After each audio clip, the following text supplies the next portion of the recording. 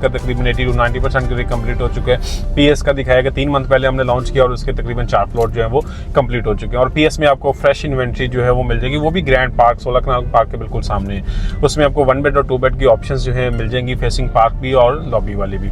तो वो मेरे क्लाइंट्स जो इसमें बुकिंग करवाना चाहते हैं, जो पर लाइफ वाला IR में बुकिंग नहीं करवा सके, उसमें भी आपको बुकिंग मिल जाएगी।